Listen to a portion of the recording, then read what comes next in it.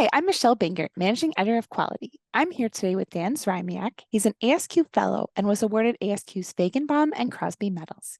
He has almost 3 decades of experience in international quality and risk management, and he's also a columnist for Quality. So, Dan, thank you for joining us today. Thank you. It's a pleasure to be here and very nice to see you. Yeah, you too as well. Thank you.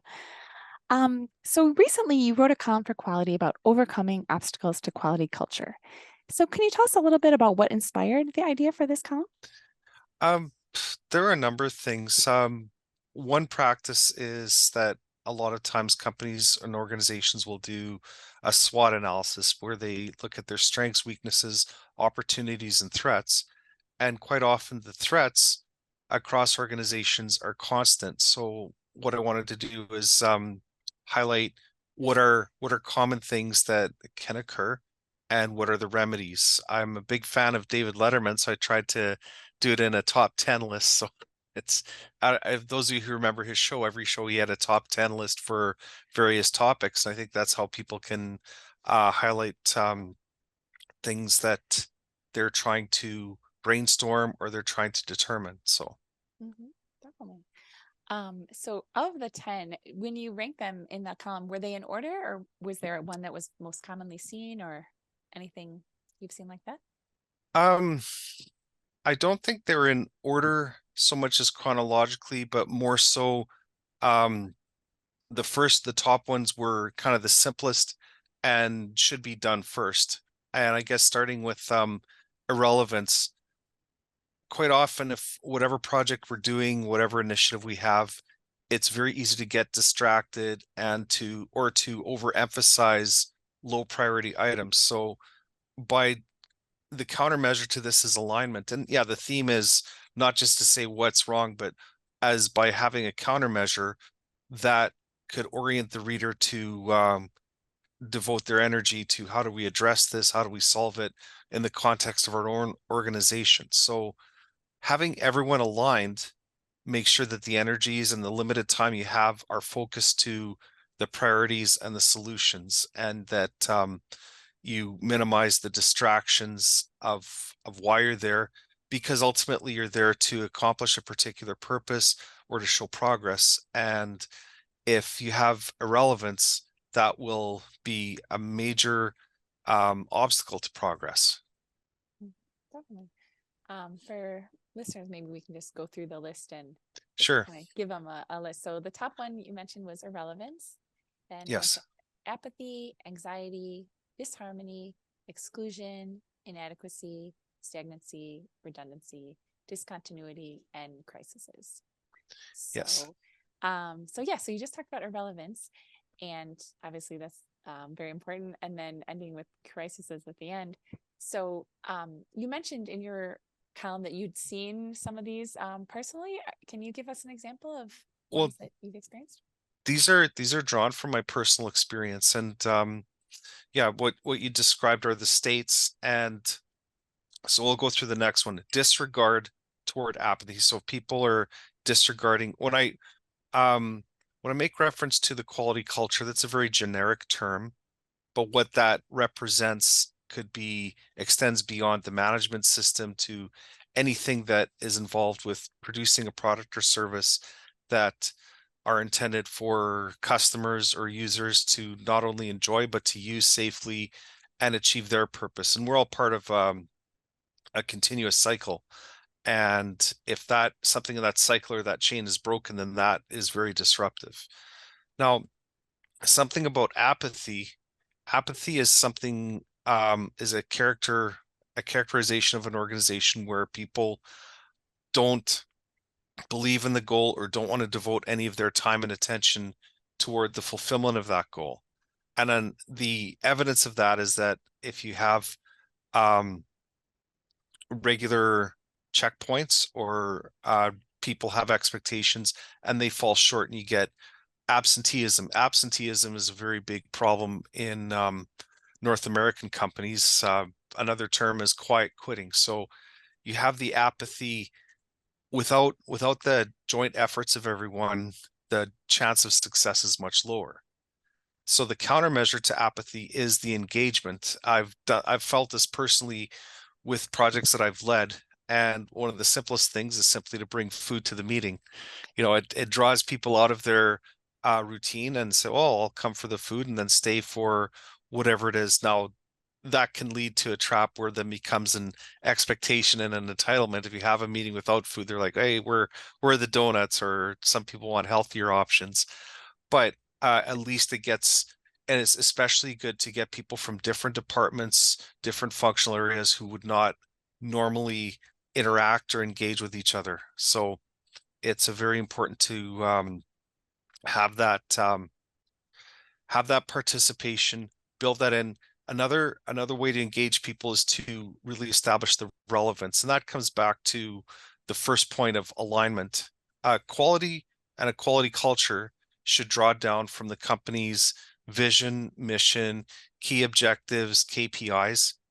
I don't think I'm saying anything new, but the reason that's so important is that when someone is doing something for the purpose of quality, they're also doing something for the greater good of the overall strategic purposes of the company. So doing quality, they have a vested interest in improving their quality culture. And so establishing vested interest and engaging them respectfully will induce their involvement. So I like the simple solution of food at the meetings. That seems like a really easy way, but then you're right, people are enthusiastic and excited to just go. bring enough for everyone. That's And it backfires then, but yeah. yeah. Then Yeah, if go I ahead. can I go on to the next two? Please go ahead. Okay, yeah. And they're actually anxiety and disharmony are really two parts of the same problem. This is where you have um the antagonism or the negative sentiments that uh create uh, uh a deterrent to be involved and avoidance. So why do people avoid not just the quality culture, but the interactions? And sometimes with quality, it involves highlighting shortcomings, highlighting errors. No one wants to be put on the spot. Nobody wants to be the guilty one. Nobody wants to be embarrassed or brought to shame. And this is one of the ways that was offset. Deming was a very good author many decades ago, but a lot of his principles still apply, is to shift the emphasis from the person to the system. So in that way, by devoting the attention to the system, it actually shelters and protects the person who follows the system. Um, Anxiety is really an outcome of distress, and I've given the examples of tirades, outbursts, personal conflicts. And whereas a lower grade of that is the disrespect, where while it's not necessarily as aggressive or overtly bullying, it still creates discomfort and that people want to avoid. So the countermeasures jointly and in complement to each other are to have enough respectful interactions that you not only help the immediate um, relationships, but you create a culture. And one term for that culture that I've spoken about in other things is psychological safety. Psychological safety is a very critical component to successful organizations where collaboration is necessary, because energies, instead of people being defensive, they there's an analogy of two dogs. Think of the guard dog who's security, they got the blaring teeth and you keep your distance. And then think of the guide dog who will take you through an unfamiliar area and bring you to your destination. So in a psychologically safe environment, people are more inclined to resemble the guide dogs who are helpful than the guard dogs who are um, ready to bite your arm off. Mm-hmm, mm-hmm. And in turn, there is an expectation that you're not just being nice to be soft and to be walked over. There's still an expectation that everyone has high standards and high levels of accountability. But because of that, you have the mutual sense of respect with each other. That's good. It's definitely, you can see which environment you'd want to be in, the one where people are calm and, helpful as opposed to snarling, Yeah, yeah. Well, angry. it's and then at the end of the day, when you spend time in an inspired environment, you come out of it refreshed and ready to approach the next day. In contrast, when you spend the day in battles, you're fatigued, and then you say, "Oh, I just want to get out of here. I want to quit life and go on an island." So, um, Mhm. again, that's the quality culture should induce continuous improvement. Part of that continuous improvement, I'll address it with one of the other threats, is that keeping everyone there and being very, um, you know, it's building up and compounding. To diverge, I'm breaking my rule of alignment, but if we're looking at financial planning, financial investment, one of the best tricks is what's called compounded growth. So that year over year, it's that compounded growth consistently over time that really builds wealth. And it's the same thing. Organizations have an equity, and when that equity is allowed to compound, then the organization becomes far more powerful. Sure, definitely. It makes sense if one person is doing this versus 500 people, and then it, Yeah, all the ideas and all the energy. And so yeah, that's it great. builds up, and that's where you get the great organizations often have that culture of innovation, and that then ties into the next the threat of exclusion by segregating people, and with the remedy of incremental involvement, bringing everyone in to be part of the solution. That requires some transparency, but also with that transparency is a recognition that, okay, now you know this, you have an obligation to address it. Specifically, one area I've been in factories where you have the workers, and we have company-wide inventory counts. Every, it was either every quarter or twice a year, kind of all hands to reconcile the physical inventory with the system inventory. And what that does is, first of all, any reconciliation brings back, reduces the variance, but it highlights to everyone that there is a value to all the stuff that they handle, and that organizing our items not only saves time, but having efficiency and seeing the cost of waste of, for example, if you think, oh, we're out of stock for this item, when you look past the other shelf and realize you have enough for another 3 months of production. So if you order on top of that, then you have the waste of over inventory. So transparent, by getting involved, you increase the transparency, and then people in turn can bring their own perspectives toward the solution. It's again a very powerful, um, also identifying, I've given the example, if you have restrictive cliques and factions, so different small groups that don't talk to each other, that's because the people in those groups identify as members of those small groups instead of the larger organization. So um, coming back to engagement, the organization has to engage its participants effectively so that the they identify as part of a broad solution rather than as a small sector. So These are such good ideas. I feel like they're so relevant in, every aspect of life. Like you think you're out of something at home, and then again, they're in the bottom of the closet or whatever. yeah, So, that's in fact, yeah, it's like at home as well, and especially when you clean out the fridge or the freezer and you realize you have ice cream from 2 years ago, yeah, yeah, sad. yeah, especially although in the summer ice cream goes quickly. So Yeah, yeah. Mm. some of the, when you think of quality shortcomings, um, the next three I'll kind of do in a bundle, and that's inadequacy, stagnancy, and redundancy. And those are all threats, because in our competitive world, we're always hit by new competitors who are finding new innovative ways at lower costs, higher service, higher product levels. So inadequacy, basically, this is when you fall short, and fall short for various reasons. So what are you doing to make yourself better? And that the countermeasure is knowledge transfer within the organization. If you have a new person in a new role, how do you get them up to speed, up to a level where they can work independently across the industry? And this is where magazines like Quality and professional organizations are helpful, is to give those benchmarks, get the what are the best in class uh, leaders and organizations doing, and how can you match what their practices? How can you apply them? Um, Stagnancy.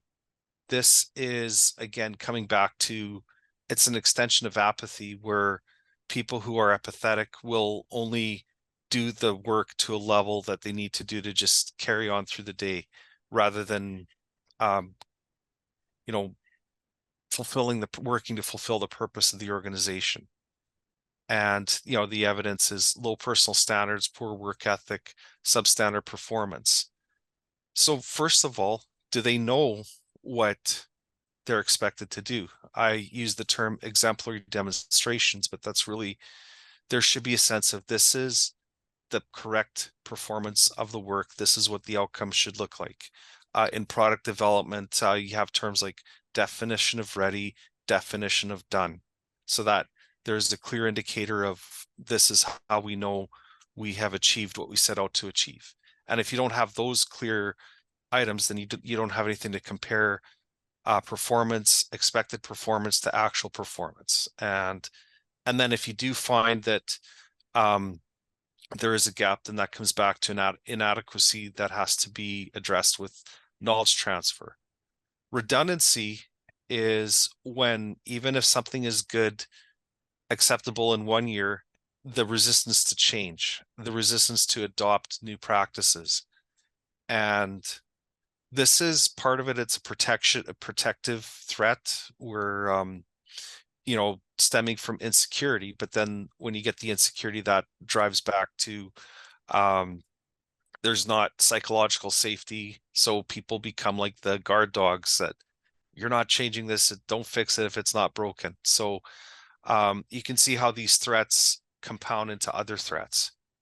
Um, Overcoming redundancies really need inspired contributors that will make the case, champion a particular effort. For example, when you have a lean program in an organization, these are most effectively done when one or more people are specifically championing lean, encouraging, a term is evangelizing, being that constant driving force, and then that quite often the enthusiasm for something is needed to overcome the walls of resistance.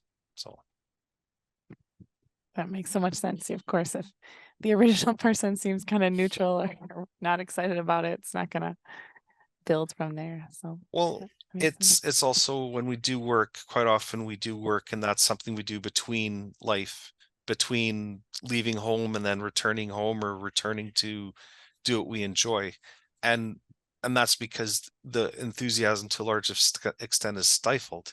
So overcoming these threats might be a way to invigorate that time you spend at work with more enthusiasm. So it draws out your more creative elements, um, your own personal sense of innovation. Mhm.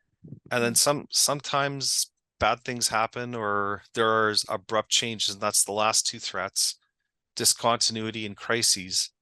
And really, when we talk about quality, there's a lot of effort made towards quality management systems, whether it's an ISO oriented system or Baldrige framework or some sort of equivalent excellence system. Really, it's about having permanent resources that remain when people leave, and they can leave for various reasons. They can get promoted or reassigned, they can leave the organization, they can take leaves of absences as their life dictates.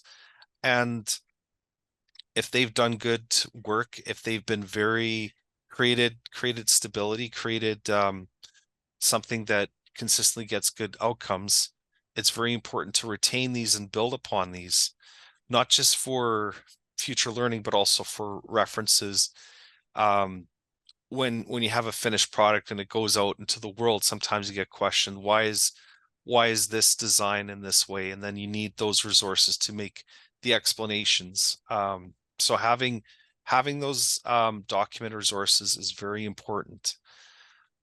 Crises, that's a word I chose to encapsulate many different things that are covered by risk management, business continuity, and something we just don't know what the future holds. And, especially in the last week, with that IT error that affected banks and airlines, as a result, there was a cascading effect.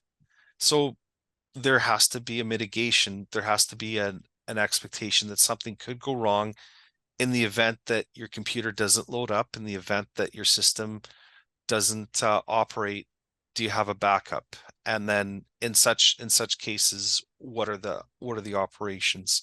I've also worked in organizations where every year, a multi-story skyscraper, we would have a fire drill. We'd have to muster in the road, and again, to get the engagement, they would serve ice cream at the end of it. So, Mm. you know, but that was to make sure that people did come down, follow the fire marshal steps, and but by doing that as a drill, when we did have a real fire alarm, we were familiar with the process. I think overall, these threats are, and the feedback I'm getting from you is that I sense recognition in the threats that I've outlined. Yeah, definitely. I feel like these are all common things you hear and you know, you want to address, and all the solutions make a lot of sense. Like, okay, there's a way around this, and inspire people through various ways, and offer sort of rewards or incentives, and various things to kind of help people along. And hopefully cultures or companies don't have all 10 going on, but I can easily see where someone would, or someplace could have that. They're just Well, I kind think of, I think what happens is if the initial ones are not addressed and they're allowed to flourish, then they can flourish, and the more serious ones can occur. So coming back to the beginning, if everyone is aligned and engaged and works with each other in a civil and respectful way, a lot of the other elements would be mitigated.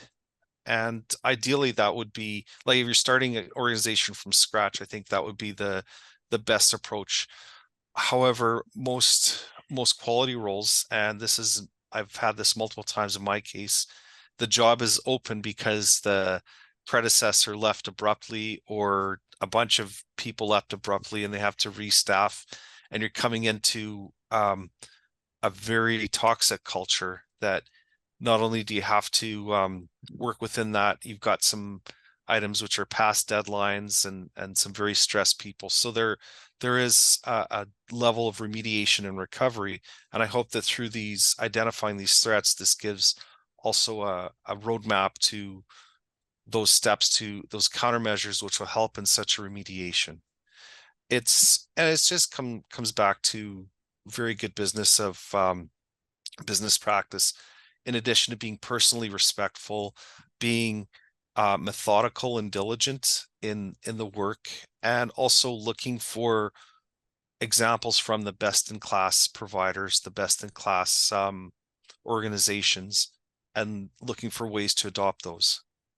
yeah, definitely. I think there's so many things to do that could help, kind of shift things in the right direction. So that's great. The example you mentioned with the company coming in where it was kind of a hard environment, was it able to turn around after a while, or did it kind of make sense I for you to go to? I How did was it I was go? very young in my career, and I'd passed the multiple stages of interviews, so I thought, okay, here I am ready to work. And then I'm reading the memorandums and records from the predecessors, and it's increasingly they're agitated, and I realize, okay, these are the walls they're running into. So it was very important for me to build partnerships and collaborations with the key people, so that instead of being against them, instead of being the quality police that they would try to avoid, getting them on side, and in turn, what can I do to help them with their goals? So having combined goals, and as a result, I actually broadened my scope, so that helped me with being more effective, because I was more um, had more visibility to what was going on, and in turn, there was with the collaboration, when I needed their assistance, they were more inclined to assist. Uh, at the time, I was starting to get involved with professional organizations and the benchmarking. So looking for ways to adopt processes that were already being applied elsewhere successfully. So yeah, it's that there was a significant turnaround, and I was able to achieve my objectives, which um, as I recognize now, it came at very long odds. It was the kind of role where I was young and thought, well, I can, when you're younger, you're a lot more aggressive. If I had been in the same situation now, I probably would have seen the red flags and said, maybe I'll pass on it. So Yeah, such wisdom, but it's great the yeah, the but energy. So yeah, the youthful energy and enthusiasm often overcomes the hesitations that you get later in life. yeah, but I like how you list all the obstacles and the solutions. None of them is be younger. So there's Well, concrete it's steps. I think to be youthful is you can be youthful at any age, and really being youthful is having an optimistic outlook, having an outlook that there's there's more in front of you that you can accomplish. So, there are people in their 70s and 80s that are pursuing new initiatives. So in that sense, they're youthful. There are people in their 20s and 30s who've given up on life temporarily. So Mhm. it's a mindset. You're right. You're right. That makes sense. That's good. You definitely want to be the original, the people who are, learning new things, even, Well, surfing when it's they're in their 70s or something. yeah, yeah. It's especially ones that have been in a particular career and then they reach their point where, okay, can pursue something else entirely, and then they follow their passion. So, Hmm. and in saying that, I think coming back to that, getting people who want to follow their passion, getting their engagement would make it very powerful. And if their passions were aligned with what you needed to have done, then you have a very powerful team member. Yeah, definitely. So a lot of exciting ideas here. It's really interesting. So I think that was all the time we really had for it. But is there anything Okay. else you want to mention or you think people should know about it? Well, this isn't an exhaustive list by any means, and I really tried to use as generic examples as possible that it could be applied. Um, to me, the greatest compliment would be to have an article, and I used to do this, that is so relevant that you rip it out of the magazine or you print it offline and you put it on your bulletin board, and it's part of your regular daily um, you use it on a frequent basis and refer to it frequently. And if I can get something like that, that is a very that's really my target for these types of columns, is what can I give someone who is in my equivalent situation that I would use and pass on to others. That's really great. That's so smart. I feel like I always am reading books like that where they have a section at the end, like, okay, this is the cheat sheet, put on your refrigerator and remind yourself of these Yeah. ideas and concepts. So When that's I've great. evaluated manuscripts, and I will read from the back to the front specifically for that reason, because the front is preamble, but the back has those guidelines and cheat sheets and checklists that are extremely valuable. Hmm. One Definitely. of the best ones was a book. The author is Whiteley, is called The Customer Driven Company, and it was full of these techniques and tactics, and I think that's I found those to be very helpful, and again, generically applied. So if I can, that's really what I'm aiming for with an article like this. Hmm. Yeah, I think now I want to see a follow-up where it just kind of goes into each example of your own situation and how it was solved. So very Well, thank you. interesting stuff. I truly enjoy Quality Magazine, and I look forward to more editions and issues. Yes, thank you for joining us. We really appreciate it and Okay. glad you're part of our writing staff. So yeah, for anyone who's interested in learning more, of course, read Dan's article or column on the topic. It's called Overcoming Threats to Quality Culture. So thanks again for your time today, Dan, and appreciate everything.